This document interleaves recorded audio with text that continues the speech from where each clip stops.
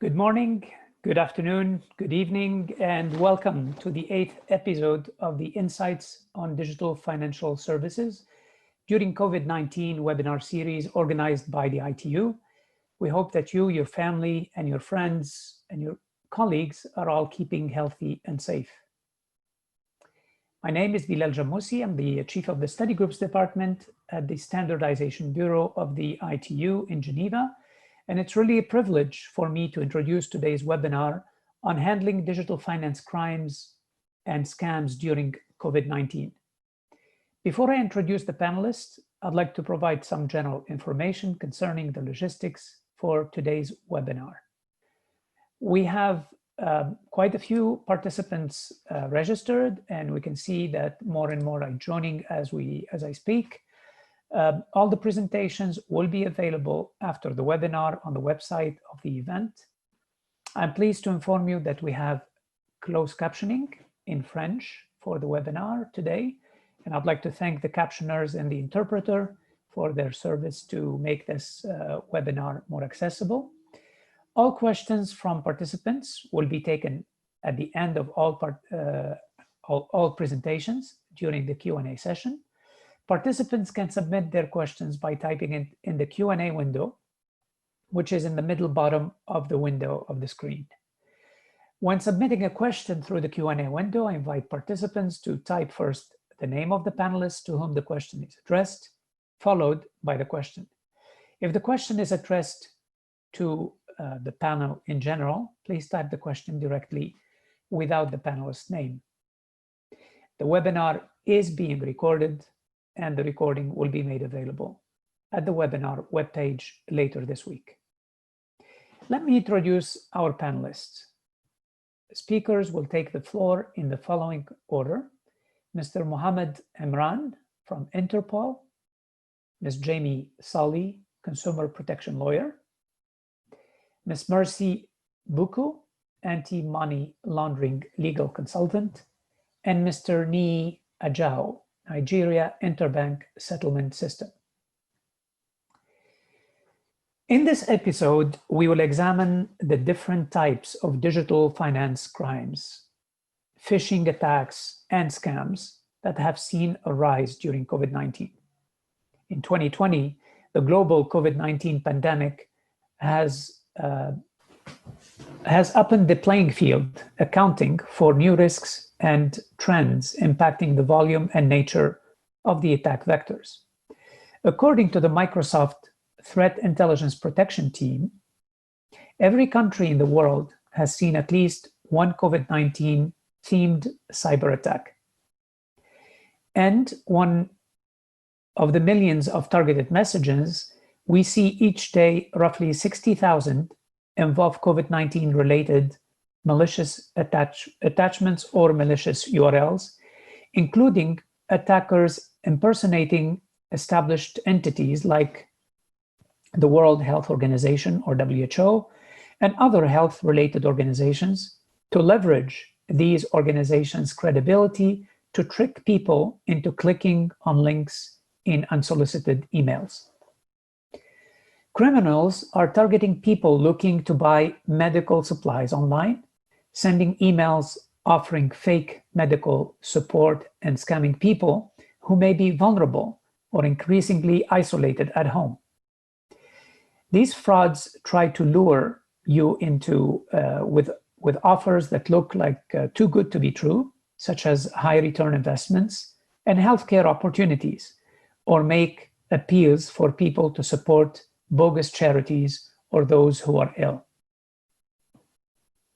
Reports from the public have already included online support scams where people have ordered protective face masks, hand sanitizers, and other products which have never arrived, and a number of cases have been identified where fake testing kits have been offered for sale. Criminals are also using government branding to try to trick people and make spurious offers of financial support through unsolicited emails, phone calls, and text messages. The situation is likely to continue, with criminals looking to exploit further consequences of the pandemic, such as exploiting financial concerns to ask for upfront fees for bogus loans, offering high returns investment scams, and targeting pensions. Huge increases in the number of people working remotely means that significantly more people will be vulnerable to computer service fraud, where criminals will try to convince you to provide access to your computer or divulge your logon details and password.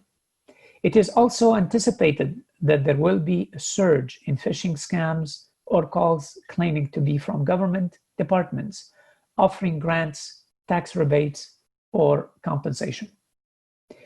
Individuals and businesses need to be fully aware and prepared. Law enforcement, government and private sector partners are working together to encourage members of the public to be more vigilant against fraud, particularly about sharing their financial and personal information, as criminals seek to capitalize on the COVID-19 pandemic. Under the Financial Inclusion Global Initiative, a joint program of the ITU, the World Bank, and CPMI, which is supported by the Gates Foundation, the Security Infrastructure and Trust Working Group, led by ITU, produced a technical report which highlighting the issues of unsolicited digital investment schemes, which are a form of fraud and scam, and proposed recommendations at national and international level to combat these schemes. Our panelists will help us navigate the digital finance crimes landscape during the webinar today. It is now time to turn to our speakers. I'll now be inviting our speakers in turn to make their presentations. Each speaker has about 15 minutes to present. And our first speaker is Mr. Mohammed Imran from Interpol. Mr. Imran, you have the floor for 15 minutes, please. Thank you, Bilal. Hi, good morning, good afternoon, and good evening to everyone, wherever you are. Hope everyone is staying safe and healthy. And of course, in Singapore here, greetings from Singapore. It's currently the evening here, so it's pretty cool here. Just that I'm Imran from the Interpol's Financial Crimes Unit. And as Bilal has said, Bilal has actually nicely summarized the entire webinar for today. And thanks to Bilal as well as colleagues from ITU for arranging this series of webinars to provide us insights into COVID-19 effects on digital financial services. I believe that everyone would agree that if you had followed the past 7 episodes, at least the recordings that are made available on ITU, would agree that these have been very useful to enlighten us further on the different aspects that we can learn from to mitigate the risks brought about by the pandemic. I'll kick off this webinar first by broadly sharing on Interpol's perspectives on certain financial crimes which have been prevalent during this period. These aren't exactly new crime types, and Bilal has shared some of it even earlier, but it is more towards criminals adapting their modus operandi to fully exploit the current crisis to defraud victims. I will also briefly touch on some of the upcoming crime trends that we may likely see in the near future, as well as areas where other stakeholders, including regulators and private sector like yourselves, can come into play as we start moving ever closer to the new norm. Let me first start by briefly sharing an overview of Interpol's global structure. In essence, Interpol comprises of 2 parts, the first being our General Secretariat, which includes our headquarters in Lyon, the Innovation Complex in Singapore, and other regional representative offices worldwide. The second, and just as crucial, would be our 194 member countries, and they are all connected through a National Central Bureau, or NCB in short. These NCBs act as our points of contact for each country, and they are all responsible to make sure that national law enforcement agencies are making good use of Interpol capabilities in tackling transnational crime. It's obviously an understatement to say that crimes are transnational in this day and age, where cyber-enabled financial crimes are actually prevalent almost everywhere in the world. This elevates Interpol's relevance even more as we continue to connect law enforcement worldwide to enhance crime prevention and provide investigative support amongst our member countries.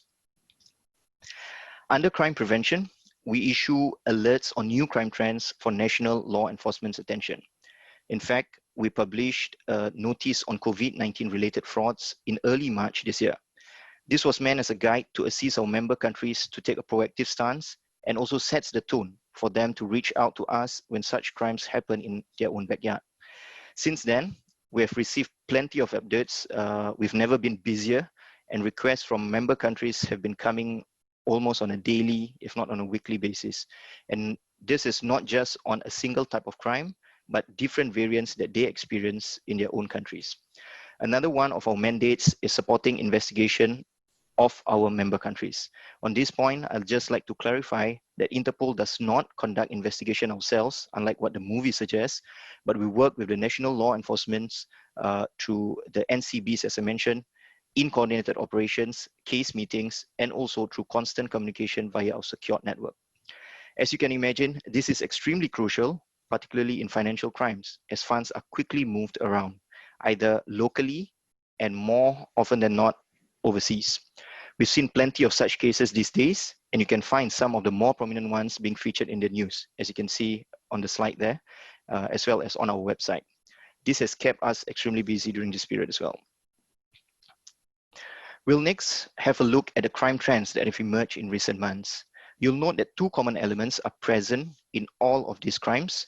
First, being social engineering, where victims are manipulated into providing information or funds to criminals. And second, funds are involved and transferred overseas as part of the money laundering process.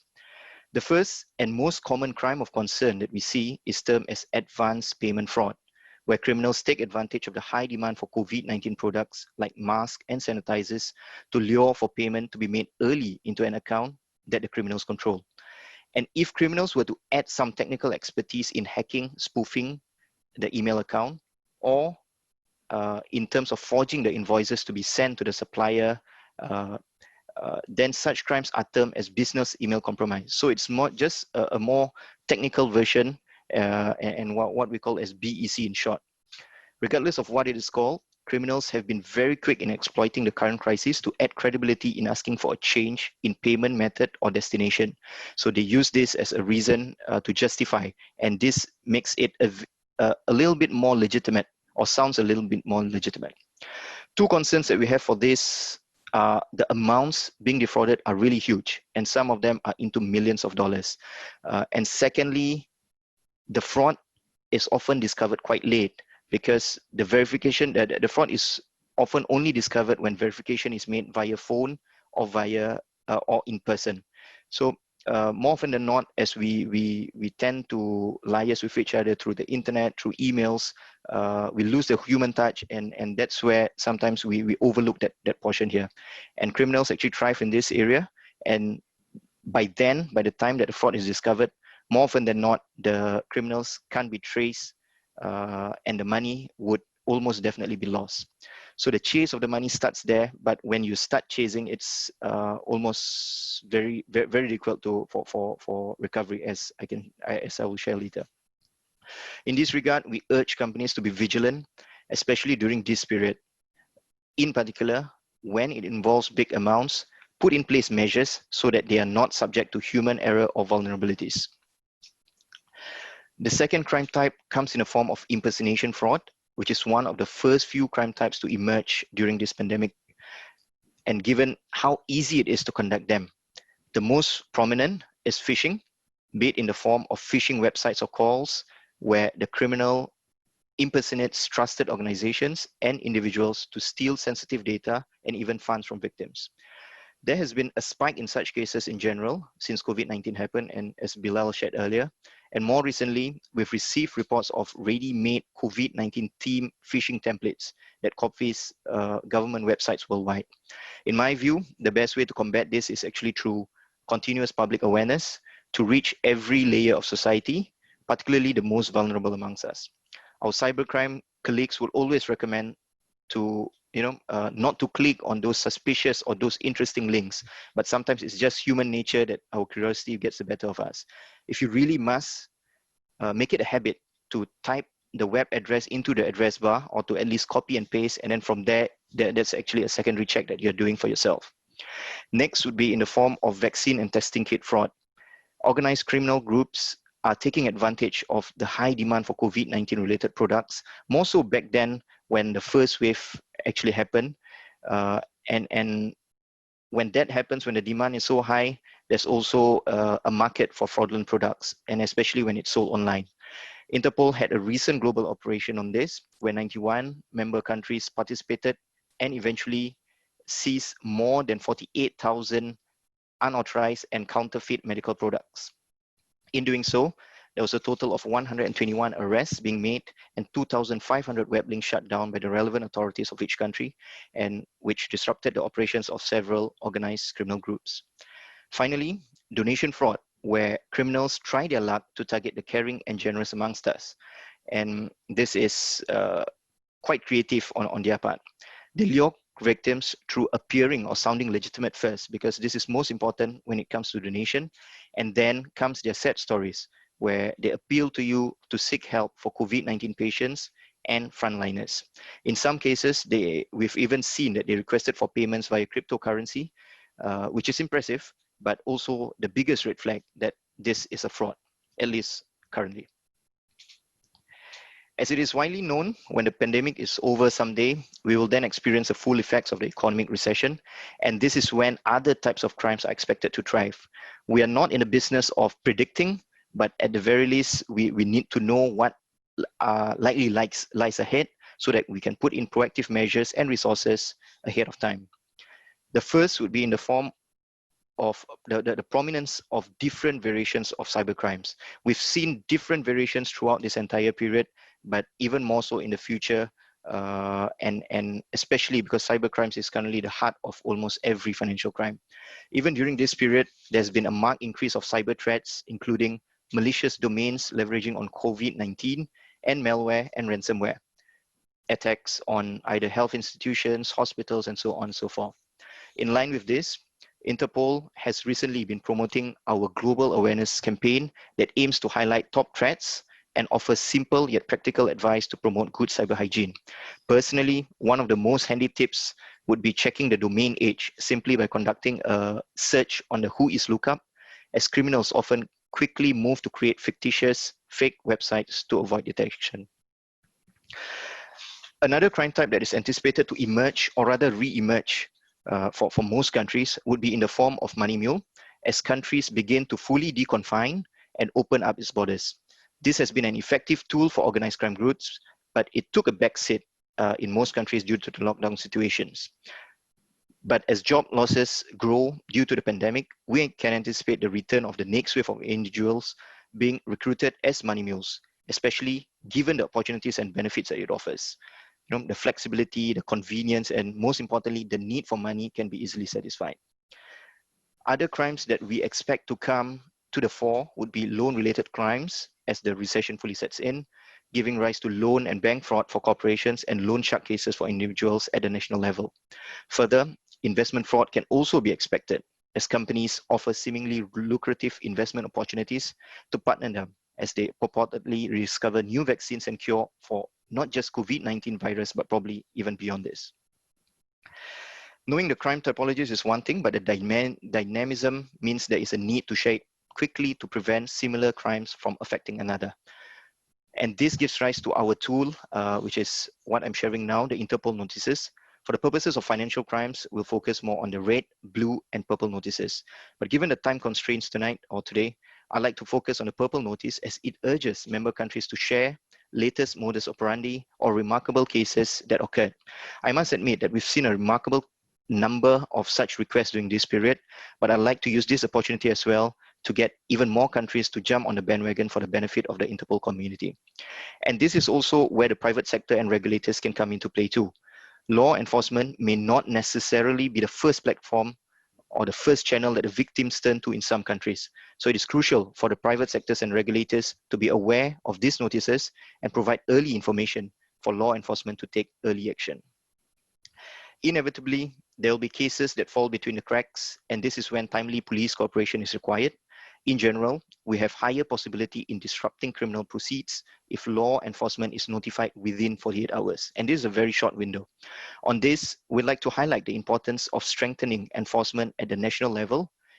And one of the effective ways we found throughout this period would be to establish anti-fraud units or initiatives in your countries so that it becomes a direct point of contact that the NCBs can reach out to as a gateway between law enforcement and private sector. This increases the possibility of executing provisional measures, which is the most efficient way to cut the benefits obtained from financial crimes. Beyond that, we encourage countries to implement multi-pronged approaches to fight such financial crimes. And this can come in 3 other forms, as I'm showing in the screen here. The first is in increased collaboration with foreign counterparts to disrupt or dismantle fraud syndicates. Beyond just Interpol, there are other channels that can be relied on concurrently, such as regional police establishments and asset recovery interagency networks, financial intelligence networks, and the mutual legal assistance channel. The second comes in the form of public-private partnership, or PPP in short, to identify and mitigate new threats.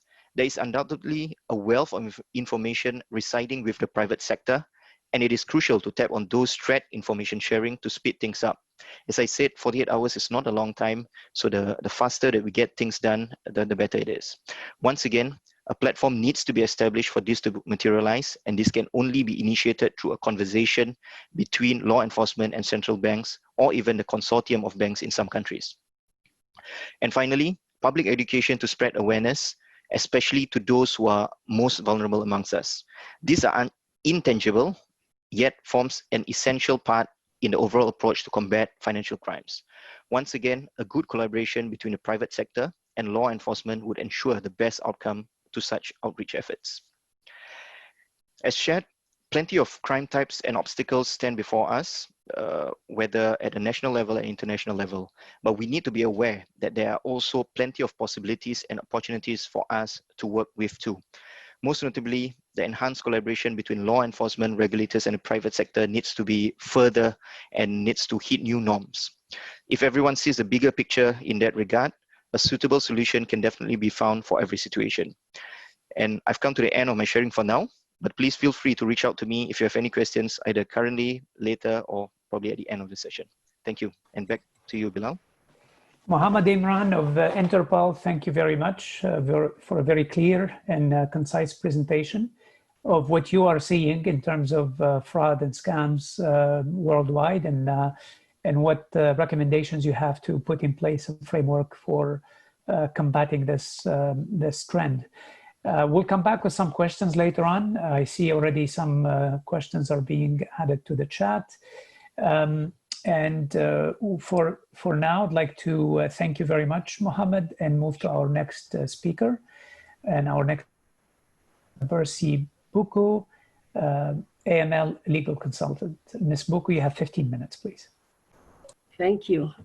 I'm going to be doing an overview of the digital financial crimes that we have been seeing from an African perspective. Thank you, Imran, for giving us a very good perspective of the international, of what is happening on the international scene.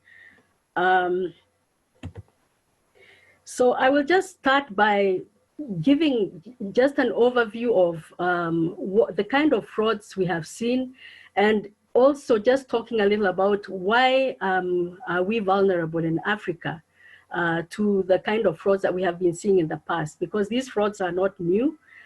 We've just been seeing probably an escalation of them during the COVID era.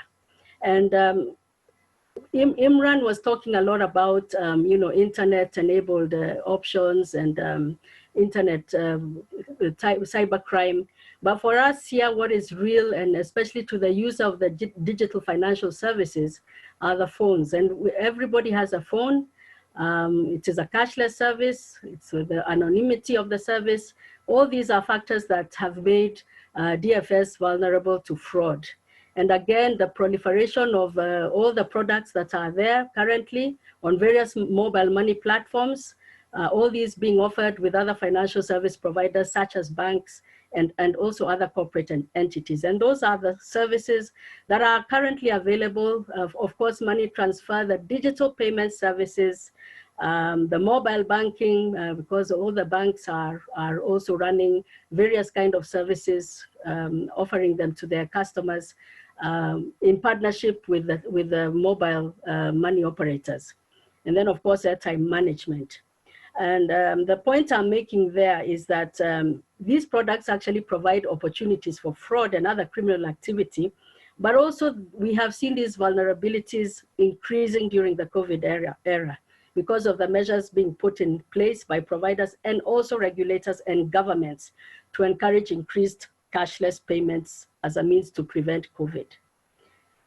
So these are the common frauds. We've already touched on them and we are familiar with them. In fact, I was just reflecting that when M-Pesa was launched in Kenya in 2007, very quickly we had all these frauds happening one after the other in East Africa. But like the COVID pandemic, they spread very quickly from East Africa, South Africa, they went to West Africa, and now they are also in Asia. So all these are the common frauds. We normally categorize them in three: consumer affecting, agent affecting, and also provider affecting. We have the impersonation fraud, we have the SIM swaps, we have loss from erroneous transfers. For example, when you send money to the wrong person and they refuse to return it. We have the mobile banking frauds where people have gained access to banking customer credentials, either through the SIM swaps, etc. And we find that you find that somebody's losing a lot of money from their bank account.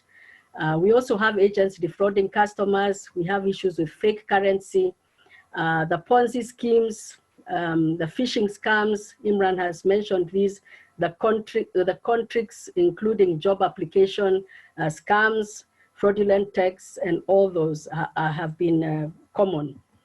And common frauds that have been affecting agents pre-COVID era were the fake currency deposits, customers defrauding agents were there, pay bill account fraud. Now this is where customers will be paying for their services at retail outlets, and when the merchant asks to see the message on your phone, if you're a fraudster, you'll show him a fake message or maybe a message that for a previous transaction.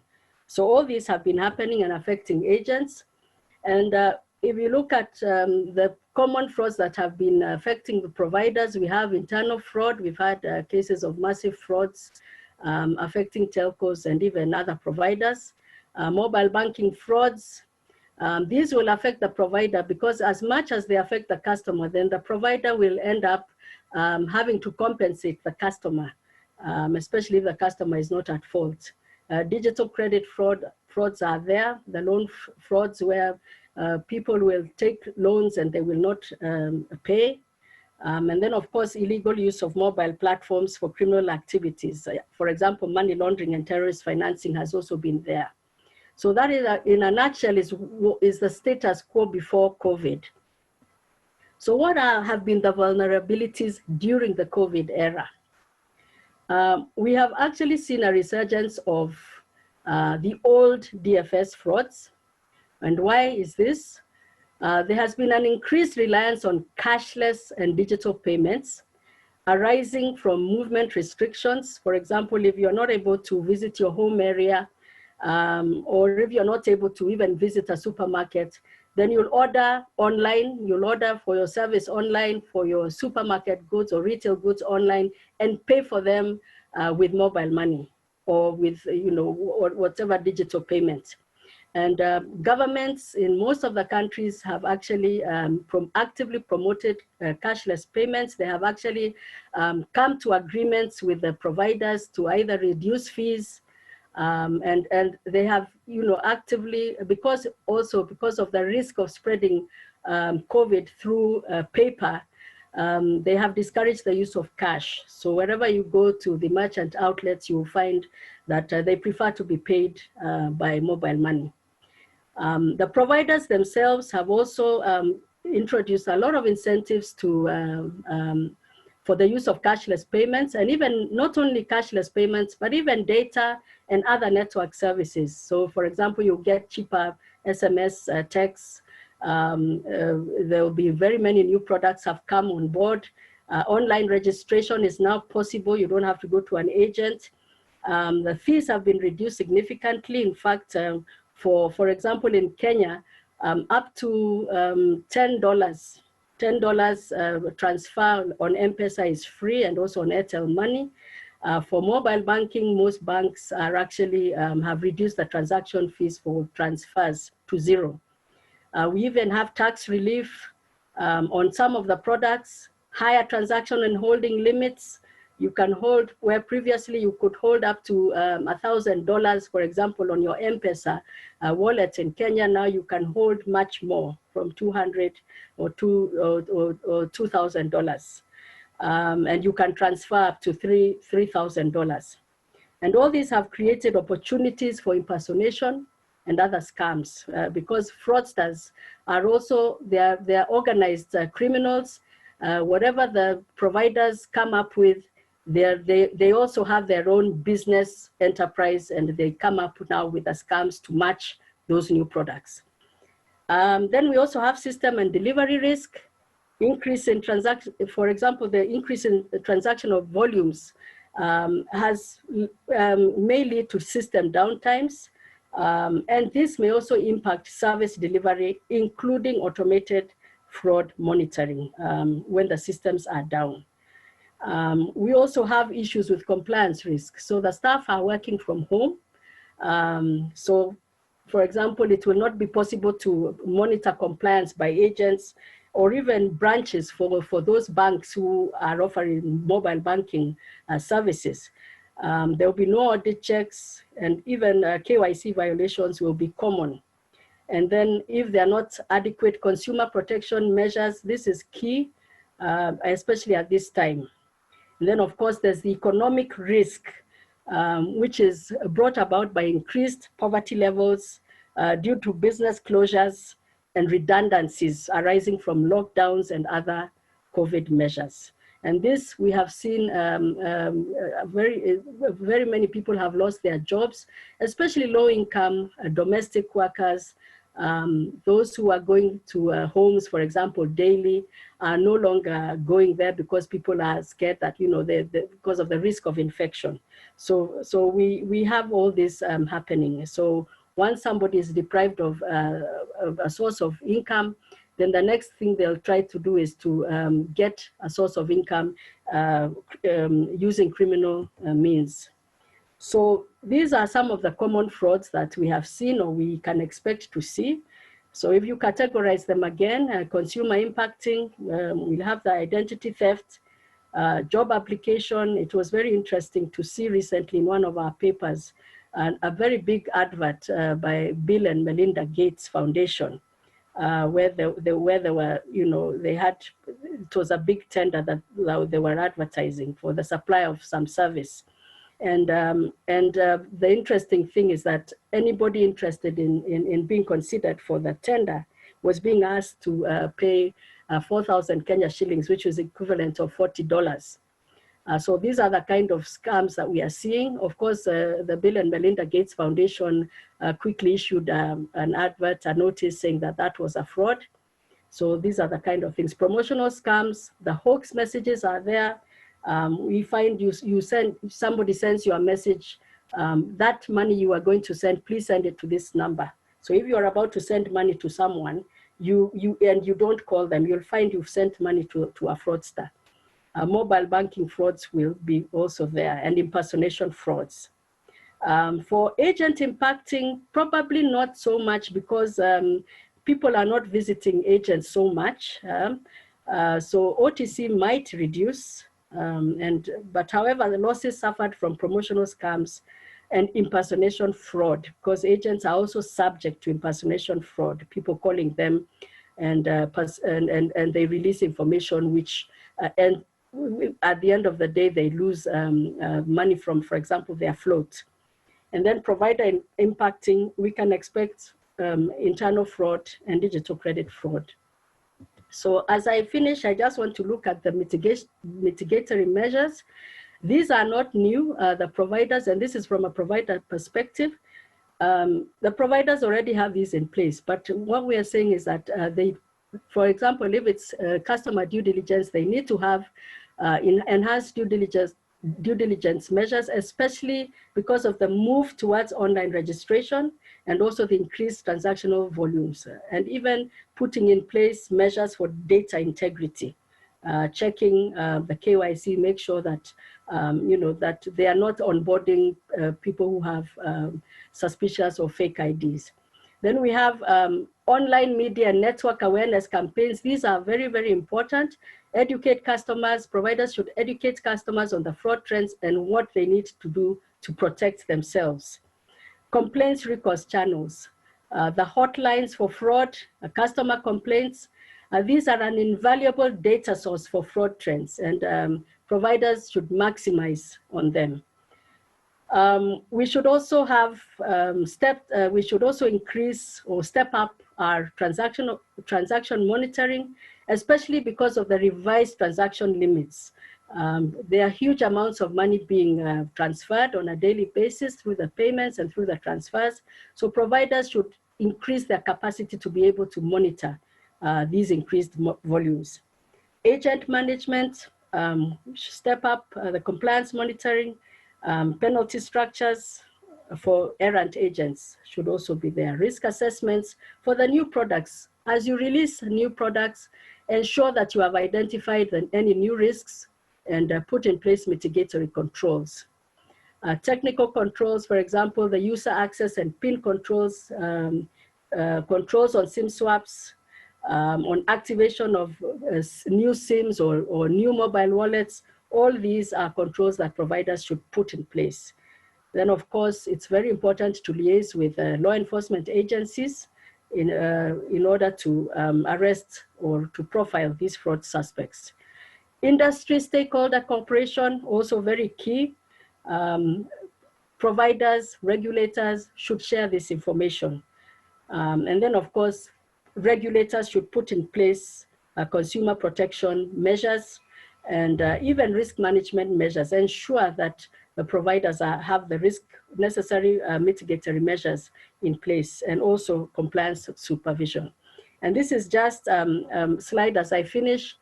This is a new measure that was put in place recently by Safaricom. It is a prevention for SIM swaps, where when somebody tries to register a line using your national ID, you receive a prompt and so that you can actually approve that new line. And this is a good preventative measure for a safeguard against SIM swap. So with those few words, as I said, I'll be giving an overview. And I think Nii will be now giving us a country perspective from his country. Thank you very much. Merci beaucoup, AML legal consultant. Thank you very much for sharing with us your perspective on what's happening in Africa, especially post-COVID and during COVID, and how many countries have rushed to using digital financial services to distribute subsidies and deal with the fact that people cannot move, and how that opened the door for many scams and fraud, and your proposals on ways to deal with it. So really thank you for sharing your perspective and views with us. I'd like now to move. Thank you, Mercy. I'd like now to move to our next speaker, Ms. Jamie Solly, consumer protection lawyer, for 15 minutes. Jamie, please. Good morning. Thank you, Bilal. Thank you, everyone, Mercy and Imran, for your interesting presentations. Today, I want to especially thank IT for setting this up and for taking up this particular topic, because as my slide title should be showing now, is it? Can you see my slides? I can see your screen. There is a website of the event. Oh, sorry about that. Yes, now okay. Your slides are coming up, yeah. Let me just put it on presentation mode. Sorry about that. No worries. Okay, as the title of my presentation today suggests, this is a crime. I'm going to talk specifically about unlicensed digital investment schemes, so otherwise known as digital Ponzi's. It seems like it is an orphan financial crime in the sense that it has not received significant attention or efforts from national authorities, nor from really the international stakeholders. So I want to really thank the ITU for taking up this topic, because as we have seen it, and particularly from Imran's slides, it's a crime that's always been with us. And it is something that we expect and anticipate will have an uptick as soon as COVID starts to settle down. And that is not to say that it is not currently ravaging the world, because it is. And we see from statistics from 2019 that the actual incidences of these online Ponzi's has increased by 300% from 2019 data. So we're seeing that $4.3 billion in 2019 was stolen as a result of these online Ponzi schemes. And that data comes from a chain analysis report called the 2020 State of Crypto Crimes. So that's the bulk of crypto crimes according to the report, but 92% of those crimes were unlicensed digital investment schemes. So just think about that from the context of financial inclusion. $4.3 billion was lost last year, and we have no reason to believe that these numbers are going to go down in the near future. So today what I'm going to talk about is specifically what these crimes are, how do they operate, and what are some of the consumer as well as macro level consequences.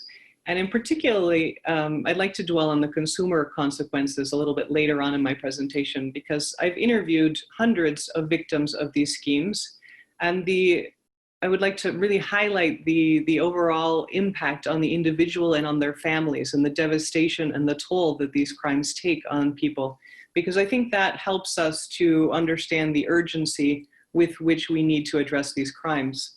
We'll also talk a little bit about some examples, and these specific examples are taken from the Fiji Security, Infrastructure and Trust Working Group, which was led by the ITU.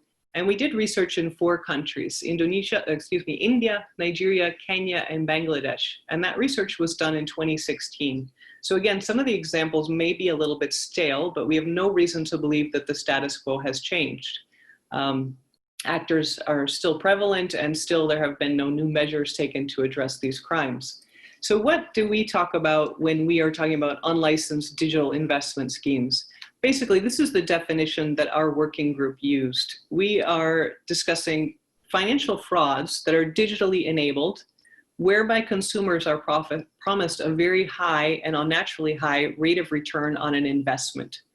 Anticipated returns on these investments, if people are actually ever getting a return, would come from future investors putting capital into the scheme.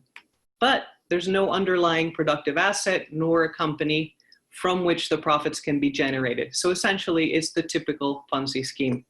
Promoters of these schemes are using the new funds to pay for the existing investors, or they just outright take the money and run.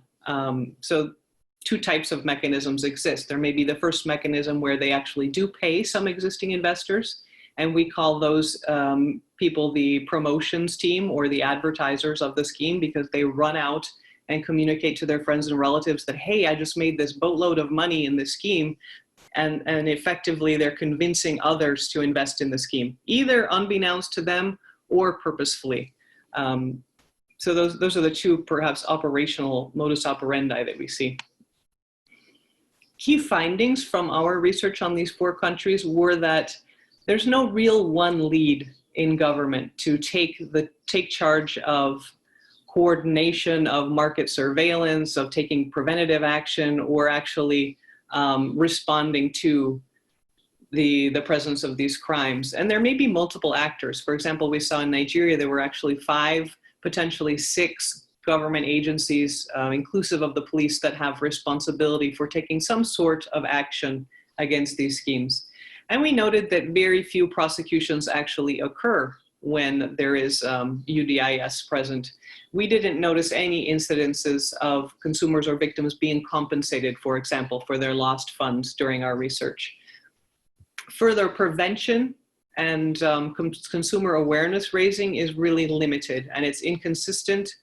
And when it is done, it seems that there's no measure of the impact of those efforts to inform consumers, nor is data being collected on the prevalence, or most importantly, there's no study or research being done on the impact that these crimes have on financial inclusion, or financial exclusion, as I should say. So this was also a secondary focus of the research. We looked at UDIS from the perspective of what's going on the dark web, and it is really, really flourishing on the dark web.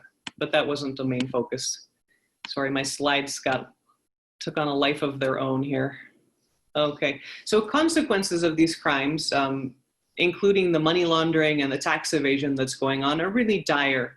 Victims, as I mentioned, experience mental and physical manifestations of their stress and their suffering when they lose money in these schemes. So you'll see incidences of hypertension, you'll see heart attack, you'll see diabetes, you see a severe breakdown in the family and relationship structure, and divorce is very frequent because oftentimes you'll have a husband or a wife that took the family savings and dumped it into a Ponzi scheme and lost it. So you can imagine the conversations at the dinner table when somebody reveals that they've lost the family's life savings. So interviews that I've had all suggested that these results and this impact is intergenerational. So the first thing that you have would be children removed from schools because you can't pay for their school fees. And ultimately, the worst case scenario that we've seen have been the suicides. Particularly with regard to financial inclusion and this being an intergenerational impact, we see that victims have borrowed. Oftentimes they've taken out loans from the SACCOs, from commercial banks, or from microfinance institutions, and they dump that money into the Ponzi scheme. Well, they've lost that money, potentially their life savings, and now they're in debt. And they're in debt to multiple actors and they can't repay. Just to give one state example that we saw, and this is thanks to the data from Mr. Ajao, who will present after me. We managed to have data showing that just one scheme that was in existence for 6 months in Nigeria managed to transact $70 million US worth of stolen money. And that is a very conservative figure because that data is just from the interbank transfers that were seen by NIBS. So $70 million lost in 6 months from one scheme was more than the national education budget of Nigeria. And I think that's a clear example illustrating the financial exclusion impact of these crimes. Why do these crimes flourish? Mercy hit upon some issues talking about the vulnerability of people, particularly now in times of COVID, but they also exist because of the social networks. So we're seeing this ability of social networks to really act as free advertising for these crimes. You can go on any of the Facebook, YouTube, Instagram, etc., and type in the words country name and investment opportunity, and you will find multiple examples of potential Ponzi schemes. So social networks have policies, and they have community standards, so I've put Facebook's community standards up here that say that these types of posts are going to be taken down and they're not supposed to be put on social networks. But yet we do not see actual enforcement of these community standards. So given that social network use is really high amongst youth, our prediction from the research is that we're going to see a lot of more youth who are impacted by these crimes. And that statement is backed up by some existing research that CGAP has done in East Africa, predominantly with regard to digital borrowers. And what they're seeing with regard to digital borrowers is that the bulk of them are young and male, and they can tell from the data analysis that's coming in, is that many of them take loans and pay them, rapidly repay them, and the impact of that is to get a bigger offer from the lender. So they're in a sense being conditioned to game the system. Also, a significant percentage of youth are using their loans to gamble. So they're seeing that these are funds that are really, really being used for speculative purposes. And we think that that might set up circumstances which favor people to take risks and to dump their money into Ponzi schemes. From the regulatory side, we see that there is some reaction But unfortunately, it's too little and too late. And the counter narrative or the message that's coming out from government isn't really appropriate to be stopping these crimes. So what tends to happen is that a central bank or SEC, for example, I've used the example of the SEC in Nigeria, will put out a message on their website saying, you can look at the third line there. Basically, the SEC in Nigeria put out this message saying, members of the public are to note that by virtue of Section 39, Sub 1 of the Investment Securities Act of 2017, boom, you lost your audience right there. First of all, if your audience ever found you on the SEC's webpage, wonderful, but I doubt the general public is looking at some of these central bank or SEC sites to get this messaging. So the language has to change, and it has to be in the narrative that people are going to understand. So we suggested, for example, these messages, warning messages, be placed on the social networks, which is exactly where the crimes are being advertised. So if there's not sufficient staff of the central bank or the SEC or the enforcement agency to be watching these social networks, we suggest that they actually just hire unemployed youth to be on these websites and to put up a counter narrative of the central bank or of the particular agency that should be policing these websites and the social networks. If you look at how the criminals operate, they are utilizing preachers, imams, cricket and football stars, all sorts of online influencers to sell their Ponzi schemes. This is the same type of counter narrative that government needs to apply when combating these messages on the internet. So for the full report, ITU has posted it online, and I've got the link. We have 13 recommendations that are focused on regulators, but also national and international stakeholders that are interested to collaborate on this particular crime. And I think already ITU has carried a great torch for us in just setting up this forum for discussion purposes, but also in uniting some of the principal actors to take a look at what can we do now to combat these schemes, knowing that after COVID, we're going to see much more of them, and knowing that already last year, there were $4.3 billion lost to these types of crimes. So some of the key recommendations, I'm not going to go through all 13, but I've picked out some of the more important ones. Particularly at the national level, there needs to be one government body that's designated with the responsibility. Even if they're just a coordinating actor, they should take the lead, or we won't see anything change in upcoming years. Financial regulators also should consider classifying this crime as a predicate offense for money laundering, thus enabling some of the anti-money laundering authorities to look more closely at this and collaborate with other institutions investigating and prosecuting these crimes. Definitely there needs to be more monitoring of the internet and social media. This is where these crimes are occurring. And perhaps one of our thoughts in the recommendations was that there could be the establishment of some incentives, such as maybe compensation policies for whistleblowers. If you have a DFS agent that spots some suspicious transactions leading you to believe that this is people pouring money into a Ponzi scheme, perhaps that agent could be incentivized in some manner to both report the crime to the authorities such that we can start stopping them. At the national level, we think there should be an establishment of a victims compensation scheme. And again, funds can be brought in from whistleblower provisions in the laws. Regulators should definitely establish penalties for individuals and corporations which knowingly facilitate these crimes. So let's start having some accountability for organizations such as those like the social networks that are really just aiding and abetting these crimes. They have the policies in place that say that they will not support these types of posts, but yet they do nothing about it. Regulators should also consider using some of the new technologies to proactively monitor the social networks and do some natural language searching, and also take on the dark web, because it doesn't seem like the dark web is regulated really at all. We also need, Imran brought this up, we need more collaboration at the international level. As I mentioned when I started the presentation, it really seems like this has not been an issue taken up by some of the international stakeholders to date, prior to the ITU's engagement on the topic. There really needs to be a global entity or a forum that is supporting the national work. And we see this entity would bring together both the financial services as well as the telecommunications sector to share information. Mercy mentioned that these schemes are just hopping around and they're spreading. So we want to be able to share information better, such that both at the international level and the national level, we're sharing information in real time. If we only have 48 hours to shut these schemes down, we want to start doing that as soon as the information is available to one country, sharing it with the next country. This same entity should also look towards protecting the public interest. As I mentioned, consumers are really, really hard hit by this, and such work really needs to be done with and in concert with civil society organizations as well. Okay, and that was my last recommendation. Thank you all, and I look forward to the discussions at Q&A.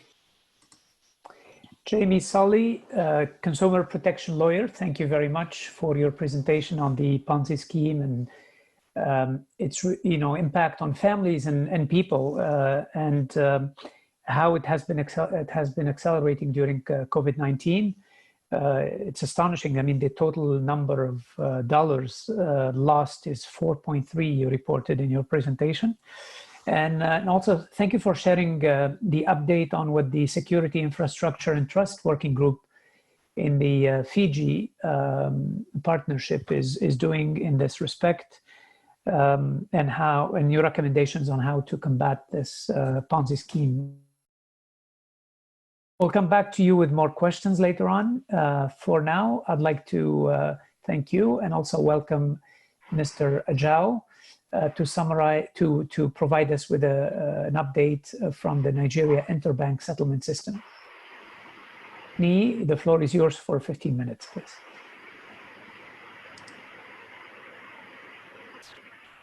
Yeah, thank you very much. Good morning, good afternoon, good evening, everyone. I don't know regardless of where you are on the globe. I'm happy to be part of this program today, and I want to thank the ITU for giving us the opportunity to have this conversation. The previous speakers have actually helped me, really, because they've addressed a number of things that I'll talk about. I will just focus on our experience here in Nigeria. I hope you can hear me very well. So I'll be speaking on digital finance scams during the pandemic with emphasis on what we've seen in Nigeria. My name is Ni Ajao, as I've been told. I work with the Nigeria Interbank Settlement System that coordinates electronic payments and DFS in Nigeria. Well, the impact of COVID-19, I think is global and is well known to every one of us. In fact, someone has said that, when the issue of the world is told later, we'll be looking at events before COVID, BC, and events after COVID domestication in every country. I think this summarizes the impact that we've seen. And the slide I'm showing here actually tells us McKinsey's view. McKinsey did a study of the COVID, the impact COVID has had on our lives, on businesses. And in this slide, they've compared it really with the experience of the world in 2008, financial crisis. I can see in the slide, the global payments revenue during the fell down to negative -10.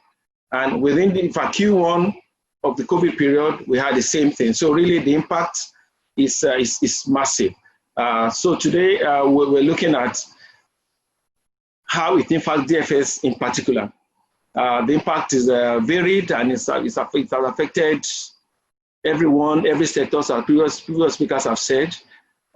If you look at the consumers in particular, and in Nigeria, like I said, I'm focusing on Nigeria. As soon as the lockdown started, we had a lockdown started in Nigeria towards the end of March this year. As soon as it started, we saw many bank customers, DFS customers, to rely so much on digital channels. Even those that ordinarily will not use, those ordinarily will not even get close to electronic payments, those that will not use their cards, those that will not use their phone to make electronic fund transfers and all that. They began to do that. That was the first thing the first impact we saw on customers. These same people began to use ATMs. They began to go to agents. These are guys that ordinarily would shun agents. Some will not go to ATMs. Some would rather prefer to go to the bank branch to make their cash lodgements or to withdraw cash or to pay their bills. As soon as the lockdown started, they all didn't have any alternative. They had to use all these channels. So we saw increased activity in those areas. The same thing on e-commerce. We saw a jump in web payments because really, I mean, as we all know, from that March up to now, as we've seen in the rest of the world, online orders, online orders became very prevalent. People make their orders online, and logistic companies have been very busy delivering goods in people's homes and in offices where people can go to the office. So web payment really grew. And we saw DFS agents too, the activity really went up. And the impact of COVID on cash is really high. In fact, I've seen many shops, even in Nigeria here, where as you're approaching, there's a big banner there that says, cash not accepted here. But there's this fear that, hey, the cash as a medium of exchange, people can get infected by holding the cash. In fact, there's a general joke in Nigeria that electronic payment seems to be one of the very strong beneficiaries of this COVID thing. So I've been telling people all over, if I went back 2011, the Central Bank of Nigeria launched the Cashless Nigeria project. And so then we have been convincing people to go the way of electronic payments and not use cash payments. But what is going on now, really, many people don't really have any alternative. People have had to be running away from cash. And finally, there is a serious impact on fraud, on electronic fraud, COVID-19 related electronic fraud. And as the previous speakers have said, the fraud types remain the same. Basically leveraging social engineering, phishing and all that is still about the same fraud types, just that the number of incidents we're seeing suddenly went up. Even as people got locked down in their homes, these fraudsters too were locked down in their closets, and from there, they continue the activity because they are aware. I mean, they know that those who are locked down are in the virtual space, so they went to the virtual space. If you look at AFP is a renowned press organization in the world. They gave a very good summary of the impact of COVID and the fraud-related incidents that we have seen, particularly in Nigeria. And you can see in this my slide, they gave a very clear indication, and the URL is there. You can get more information from there. They made a profound statement. That is the publication on April 22nd this year. The African countries, including Nigeria, are experiencing an increase in the number of fraudulent activities on social media. On social media, as internet fraudsters embark on scamming sprees. I mean, the coronavirus pandemic. And for me, this gives a very good summary of what the experience has been since the pandemic started in Nigeria, and I bet in many other countries in the world from the information that we can see. In that same month of April, the International Criminal Police Organization, that is Interpol, that Simran has told us earlier, I mean, they foiled a number of face mask scams all over, some really Nigerian related. So we have very clear examples of problems that we have seen. What you see here are screenshots that I personally saw within the period. I mean, the WhatsApp medium became so active, SMS, you see all these scammers going there, trying to reach out to people and taking advantage of what was going on. For instance, the COVID-19 lockdown came on and government locked everyone down. Government made a promise that they were going to give palliatives, give incentives to people to cushion the effect of the lockdown. And these scammers just really leveraged that immediately. If you look at the first one here, these are scammers pretending to be government agents, and they're making promises. If you look at this particular one, it says you get a free $5,000 lockdown fund to sustain yourself during the lockdown if you just click this. And when you click, really, they begin to harvest your card details, your account details. And a number of guys really did that, and they got hit. I mean, the number of individuals who went to that level, and they really, they got hit. So you can see scammers impersonating government agencies and drawing the attention of the public. Just because government has made the promise. And I mean, I tell you, it's very easy for people to fall for this kind of scam, and really many really fell for it. You see these other ones too. It's promising $3,000 instantly to your bank account, because again, government made a very firm promise that, oh, we're going to credit. The government was after the poorest of the poor, really. And really, a number of the federal government and a number of our state governments gave some money out. Some local government gave some money out, and really, it made the fraudsters to really make some success in their game too. Because I mean, when you see someone close by you saying he got money, and then the fraudster comes to you saying, "Hey, this is how they got the money." I mean, it's so easy for people to fall, to really fall for that. A number of people are there. You can see there is even a form one of them posted, you know, cloning the website of the federal government of Nigeria and saying, "Just fill this form, put your bank details so that you can get the money from government." And as you click submit, you collect more card details, and they really went ahead to scam people. Within that same period, particularly that April, May this year, complaints from bank customers became very high. The law enforcement agents got a whole lot of the reports from them, the police, the EFCC, the ICPC. Even banks got so many complaints from customers who were scammed, you know, who were now coming to banks to see how they can get their money back. And I mean, that was very difficult because, I mean, these guys were gullible enough to provide all their card details, to provide all their account details. So the complaint really was very high. Another type of fraud that we saw, very interesting, because, I mean, this was taking advantage, you took advantage of promises by prominent Nigerians. The picture you see here is that of Aliko Dangote. Aliko Dangote is reputed to be the richest man in Africa. He's a Nigerian, he has businesses in a number of African countries. And he has many philanthropic schemes around Nigeria and around Africa. So you can imagine, as soon as this scammer noticed that people like him, and even he himself, through his foundation, made promises to Nigerians that, oh, okay, he's going ahead to contribute to supplement what government was doing, to complement what government was doing. Then people went ahead to create fake websites. In fact, they began to send fake SMS, WhatsApp messages out saying, oh, the promise that Aliko Dangote gave, okay, this is how you can get your money, and you can look at this one, promise 20,000 naira, you get 20,000 naira, all you need to just provide your account details to get the money. And as you provide your account details, the fraudsters are just creaming up and emptying the bank accounts. Banks too complain seriously within this period.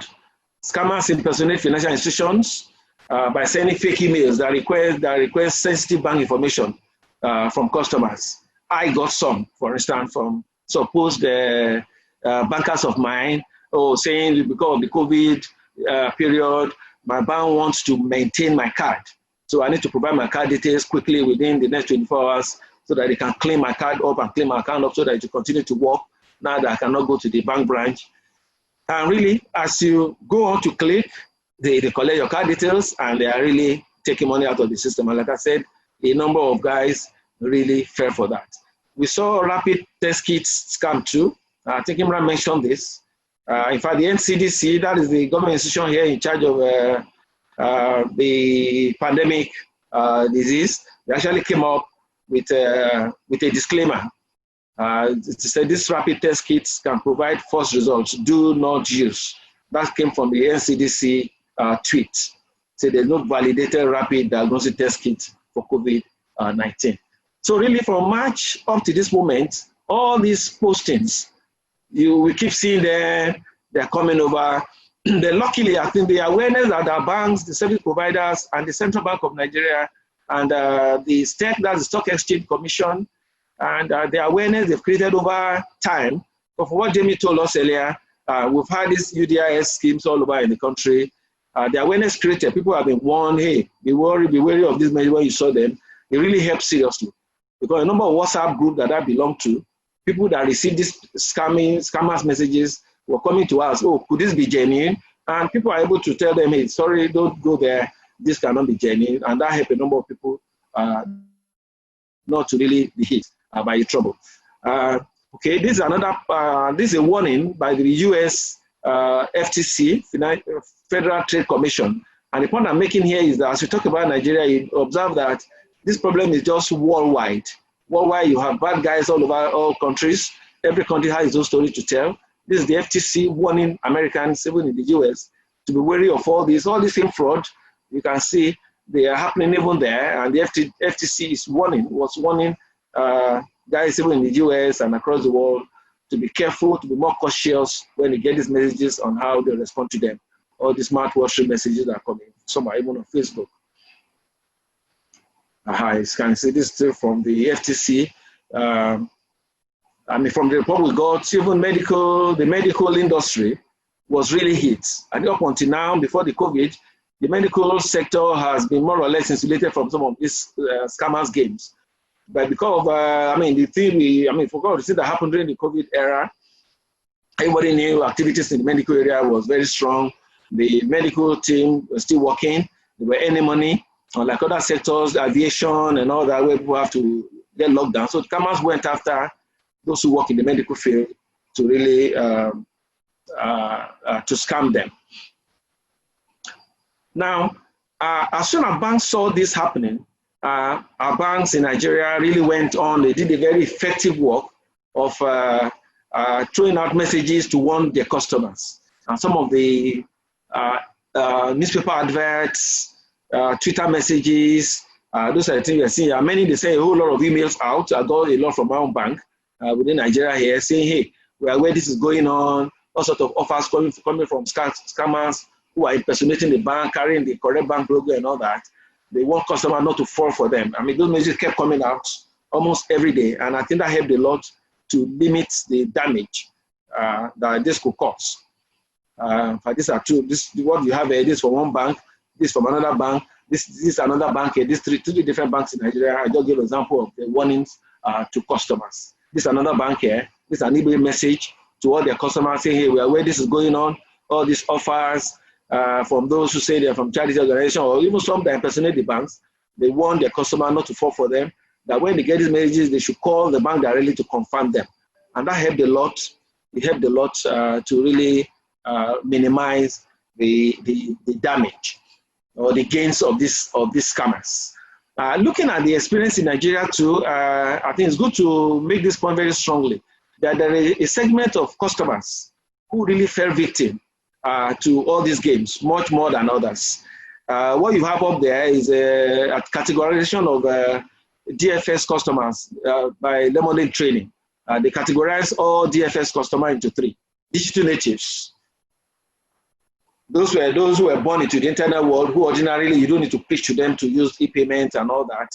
You have the old dogs. These are the oldies who would rather, in fact, who go to the bank branch. This is as a social environment to go and withdraw cash, retirees and all that. And you have those who are in between, the fence sitters, who are in between these two generations and who ordinarily will want to play the way of the old dogs. Some of them will try and live their life like digital natives.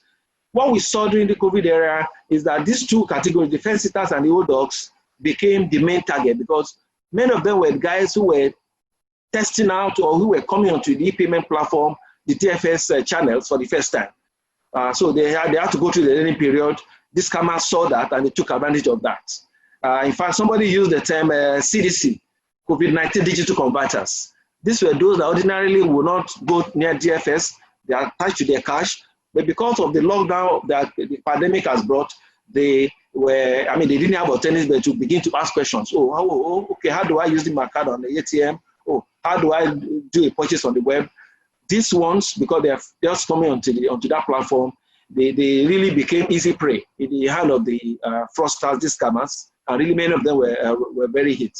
I think the good news is that the more this category of the CDCs, the more they stay on the digital platforms, naturally, the more they get the awareness messages coming out from the service providers, then the more they will get wiser. And with time, I just pray that we'll continue to be able to lock out some of these scammers out of the game. Okay, this is another posting from Kabiamini here, talking about experiences in about 11 different countries, which shows clearly that he said fraud risks are set to rise dramatically as isolation measures under COVID-19 bring a wave of vulnerable consumers into online financial channels for the first time. These are the CDCs. Many of them fell prey. And like I said, I believe that as we move on, the CDCs, I believe, will be getting wiser. DFS service provider have to continue to create awareness to really draw attention to the bad game of these guys. That's the end of my presentation. Thank you very much for listening. So when the Q&A time, we'll have time to talk more about these things. Thank you. Mr. Jao of the Nigerian Interbank Settlement System, thank you very much for your presentation, and especially for the CDC. That's a new one. That's interesting. So COVID-19 digital converts, and that's a nice tweet, I guess.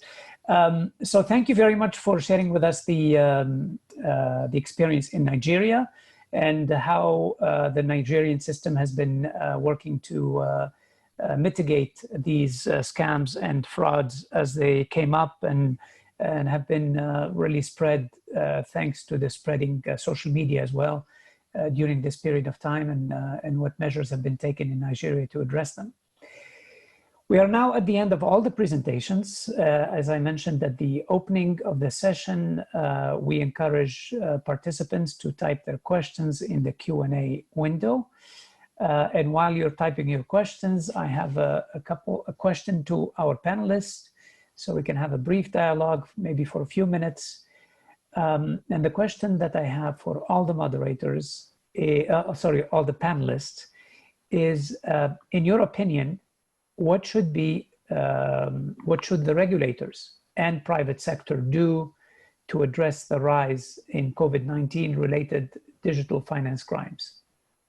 So if my colleagues, the panelists, could turn on your cameras, and maybe I'll start with Mohammed, since you're the first speaker, to tell us your opinion on what should regulators and private sector do to address the rise in COVID-19 related digital finance crimes. Mohammed. Thank you once again, Bilal. And I've shared some of it in my presentation earlier, but I'll emphasize it further here. I think from a law enforcement perspective, I'll definitely see, or rather, I definitely like to see a closer collaboration and a more effective collaboration between law enforcement, regulators, and the private sector. And this can come in two benefits that I see. One is in the higher likelihood to execute provisional measures. As I mentioned earlier, when it comes to fraudulent funds, we have 48 hours to work with, but this is more often than not often the case that we get to successfully recover this. And globally, the amount that we managed to recover stands at below 10%, which means it is still a very lucrative business for criminal groups out there. So we need to think big for this one, and even break norms on possibly sharing information more regularly between the stakeholders.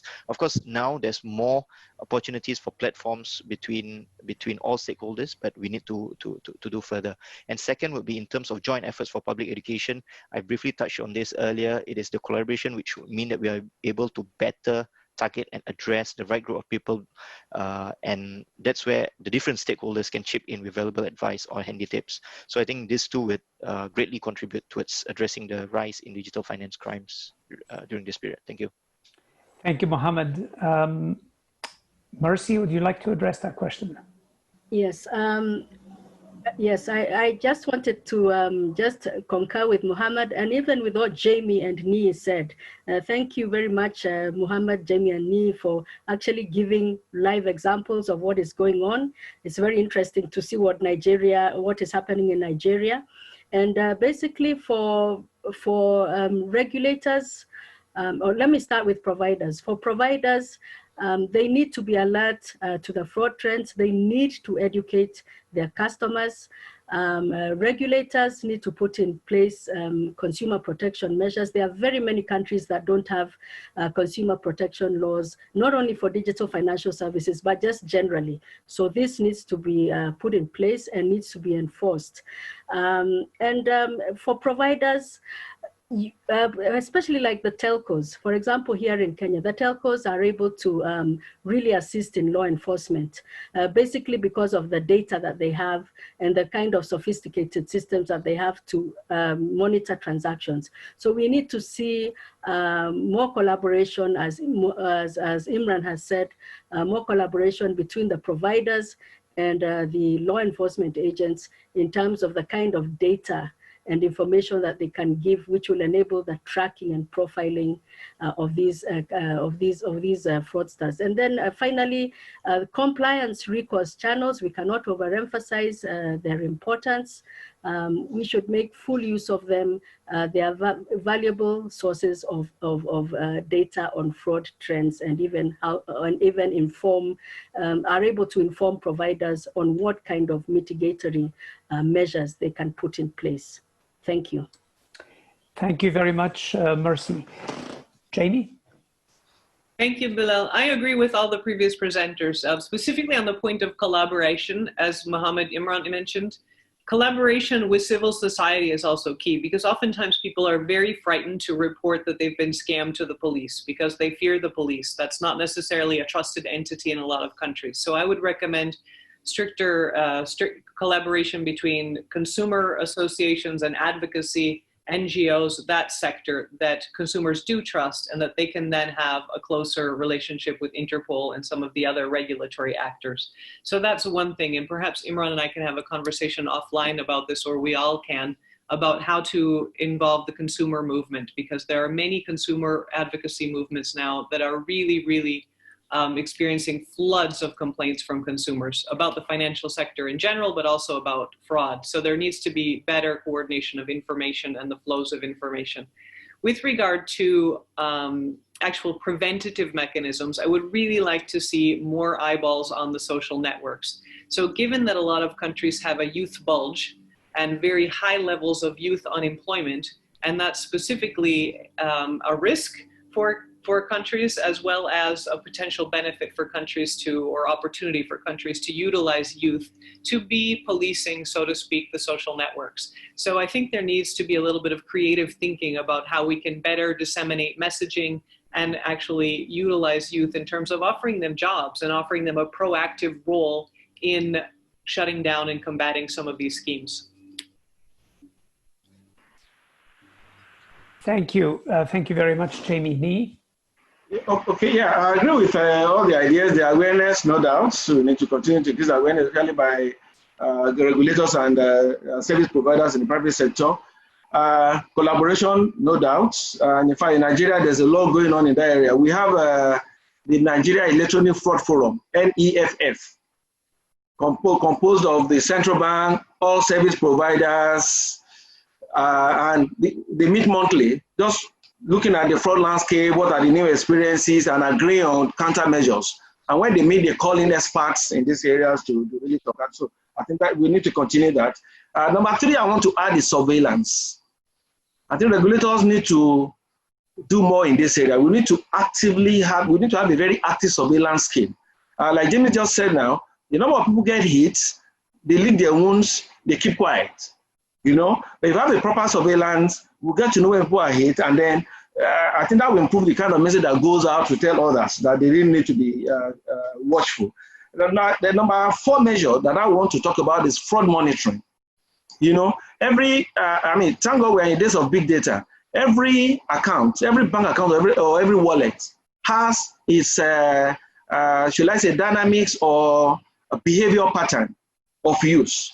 So most of the time when people get hit, you notice that they are off pattern. In fact, in Nigeria, it is mandatory for all DFS providers to have an anti-fraud scheme, anti-fraud solution in place, monitoring what is going on so that they can quickly detect when these fraudsters are taking people's money, and they can really come and quickly block the account and then call the customer to find out, hey, are you the one that did this? And that I think we should do more of that. And lastly, I think we need to have a very, and I'm happy at what Jamie is pushing in that area. We need to have a very active, and I think Interpol is doing a lot for what Imam has told us. We need to deliberately track these fraudsters. We need to track them. We need to locate them. We need to prosecute them so that they serve as scapegoats We need to put, and in fact, in Nigeria, we have a watch list arrangement, something close to the SWIFT sanctions training. So when we catch you as a scammer in all this scamming we're talking about, we watch list your ID. And the entire market knows that, oh, this person is a fraudster. So I think we need to do more of all this to just make sure that we put these guys out of business. Thank you. Thank you very much, all. So there's a number of elements. One is regulation. The other is educating the consumers. The other dimension is the sharing of information through at the national level, as you mentioned, Mr. Zhao, in Nigeria, you have the fraud forum, the electronic fraud forum, or internationally, as Mohammed mentioned, to be able to share that information in real time almost so that you can act quickly. And then you mentioned the tracking prosecution so that the fraudsters online know that there is accountability for their action and it doesn't just go unpunished. Thank you for that. I would like now to open the floor to questions from our participants. We have one question to all the panelists, which is, in your opinion, can we expect the same emerging trends in financial centers? If so, or if not, could you express your opinion on which emerging trends we are to look out for, specifically in relation to money laundering and FT?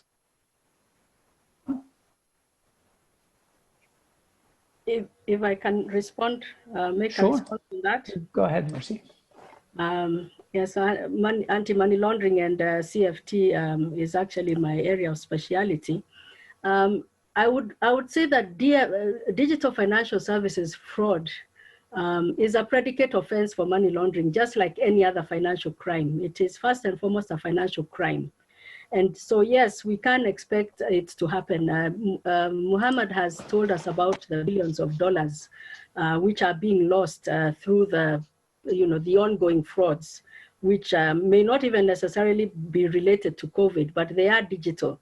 So yes, we can expect the same trends in the financial centers. And in fact, Muhammad has already given a good example of good examples that this is actually a global trend.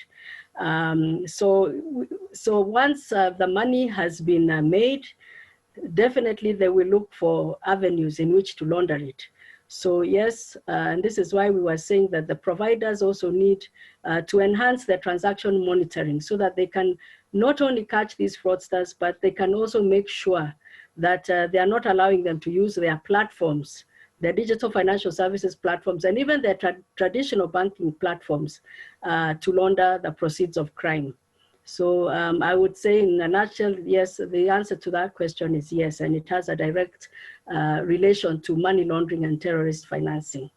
And maybe one other thing I can add is that terrorists will also be engaging in organized crimes, and these kind of digital frauds will also be amongst them.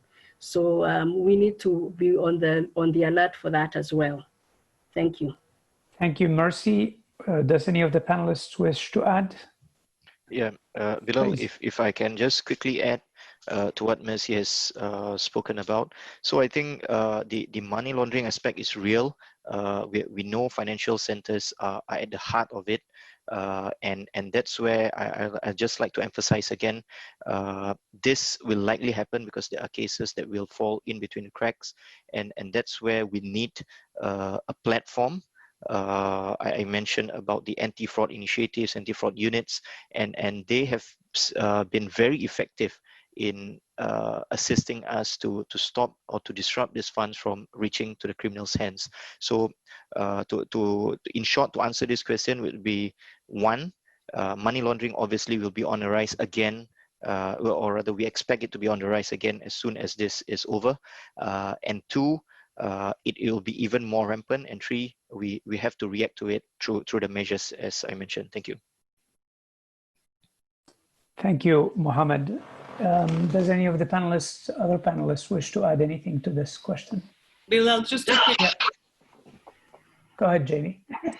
On the issue of the victims and the vulnerability of the victims, I think when we see that people are vulnerable, they become desperate. And when they become desperate, they take risks. And I believe that we are now in those times that people will do anything to try to increase their income flows, taking risks and putting their money in fraudulent activities.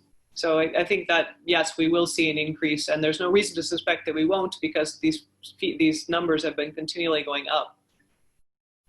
Thank you, Jamie. I think Nii wanted to add something as well. Yeah, just to add a few to what has been said. I mean, those are very valid points that have been made. For me, the trend will continue, no doubt, and the world is in recession, and will be in recession for a while. For more predictions and more projections that we've had. And you know, for as long as you have this wide income distribution gap, and you have a high rate of unemployment, as we're seeing across the world now, I mean, human beings will keep on stretching their limits and trying their luck here and there.